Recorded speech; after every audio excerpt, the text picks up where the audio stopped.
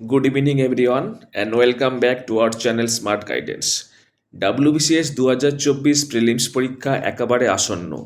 একদম শেষ মুহূর্তে খুব গুরুত্বপূর্ণ কিছু কথা আজকের আলোচনা করব। এই ভিডিওটা তোমরা শেষ পর্যন্ত দেখো। আচ্ছা, পরীক্ষার দিন আমাদের সকলের মধ্যে একটা টেনশন কাজ করে, সেটা যাতে না হয় বা কম হয় তার জন্য আগের দিন রাতে কিন্তু পর্যাপ্ত পরিমাণে ঘুম যেমন অত্যন্ত প্রয়োজন, পরীক্ষার দিন তোমরা কিন্তু নির্দিষ্ট যে সময়ে তোমাদের পৌঁছতে বলা হয়েছে সেইভাবে তোমরা প্রত্যেকে বাড়ি থেকে বের হবে, যাতে এক্সাম হলে ঠিক সময়ে পৌঁছতে পারছি কি না এটা নিয়ে কোনো টেনশন মনের মধ্যে কাজ না করে। এটা হলো প্রথম কথা। এবার এক্সাম হলে পৌঁছে যখন পরীক্ষা শুরু হচ্ছে তখন অনেকেরই একটা টেন্ডেন্সি থাকে, কোয়েশ্চেন পেপার যদি কয়েক মিনিট আগে দিয়ে দেওয়া হয় তাহলে সেটা ঘন্টা পড়ার আগেই একটু উল্টে পাল্টে দেখার।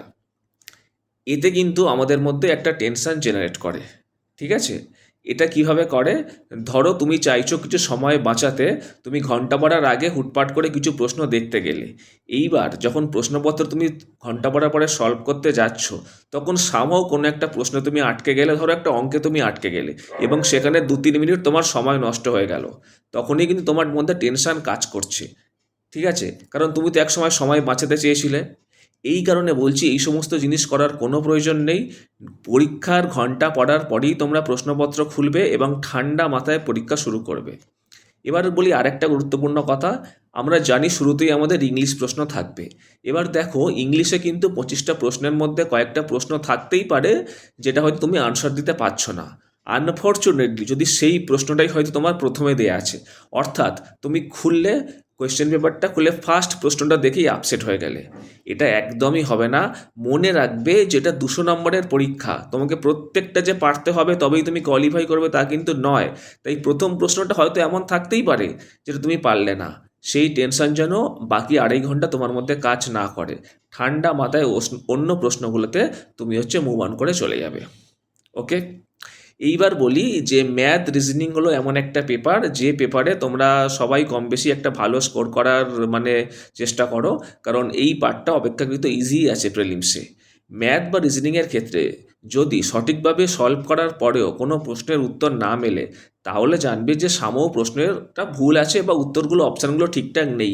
অযথা মিলছে না বলে সেই প্রশ্নে পড়ে থেকে তোমরা কিন্তু সময় নষ্ট করবে না।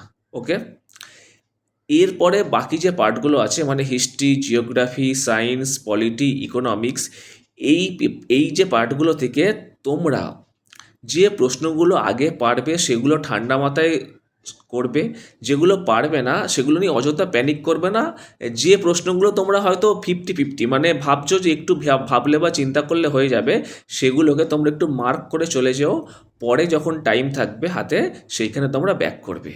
আর অবশ্যই কিন্তু কিছু প্রশ্ন করার পরেই তোমরা কিন্তু ওএমআর শিটে গোল্লাটা করে নেবে। একেবারে সব প্রশ্ন সলভ করার পরে গোল্লা করবো এই মানসিকতা তোমরা কিন্তু নেবে না, তাহলে কিন্তু বুমেরাং হয়ে যেতে পারে। আর শেষের 15-20 মিনিট অবশ্যই এই স্ট্র্যাটেজি আমাদের থাকবে যে একটা প্রশ্ন সলভ করব এবং সেটা গোল করব, কারণ শেষ 15-20 মিনিট আমি জানি না কখন ঘন্টা পড়ে যাবে, তাই এই রিস্ক নেওয়া যাবে না। ওকে, তো এই বেসিক কিছু জিনিস যদি মাথায় রাখা যায় আমার মনে হয় যে পরীক্ষা হলে টেনশন কম কাজ করবে এবং সেক্ষেত্রে ভালো স্কোর করা কিন্তু সম্ভব হবে। আচ্ছা, আসন্ন WBCS পরীক্ষার জন্য চলো কিছু প্রশ্ন নিয়ে একটু আলোচনা করা যাক একদম শেষ মুহূর্তে এসে। ঠিক আছে, প্রথমেই আসি হিস্ট্রিতে। হিস্ট্রি খুব গুরুত্বপূর্ণ একটা ব্যাপার। আচ্ছা, একটা প্রশ্ন যদি করা হয় যে উইডো রিম্যারেজ অ্যাসোসিয়েশন এটা কে এস্টাবলিশড করেছিল, কি আনসার হবে? ইয়েস, আনসার হবে MG রানাডে। আবার যদি বলি এই উইডো রিম্যারেজ অ্যাক্টটা এটা কোন ভাইসরয় বা গভর্নর জেনারেলের সময় ইন্ট্রোডিউস করা হয়েছিল, তাহলে কি আনসার হবে? তাহলে আনসার হয়ে যাবে লর্ড ডালহৌসি। একটু পলিটিতে আসি।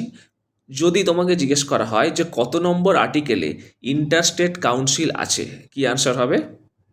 আনসার হয়ে যাবে কিন্তু আর্টিকেল 263। ঠিক আছে, এটা একটু মাথায় রেখো। আচ্ছা, ইকোনমিক্সে আসি। ইকোনমিক্সে যদি জিজ্ঞেস করা হয় যে আমাদের যে ব্যাংকের ন্যাশনালাইজেশন হয়েছিল সেই ন্যাশনালাইজেশনের সেকেন্ড ফেজ যেখানে 6টা ব্যাংক ন্যাশনালাইজড হয়েছিল সেইটা কোন 5 ইয়ার প্ল্যানিংয়ে হয়েছিল, কি আনসার হবে? আনসার হয়ে যাবে 6th 5 ইয়ার প্ল্যানিং, তাই তো? বেশ। আচ্ছা, এইবার একটু সায়েন্সে আসা যাক। সায়েন্সে তোমাকে যদি প্রশ্ন করা হয় যে যে স্ট্রিট লাইট যেগুলো থাকে সেইগুলো রিফ্লেক্টরে কোন মিরর ইউজ করা হয়, তাহলে কি অ্যান্সার হবে? আনসার হয়ে যাবে কনভেক্স মিরর। তো ঠিক আছে, তোমরা যারা ডব্লিউবিসিএস পরীক্ষায় এবারে প্রিলিমসে বসছো তাদের সবার জন্য আমাদের স্মার্ট গাইডেন্সের পক্ষ থেকে অনেক শুভেচ্ছা রইল। আশা করব তোমরা নিশ্চয়ই সফল হবে। ধন্যবাদ।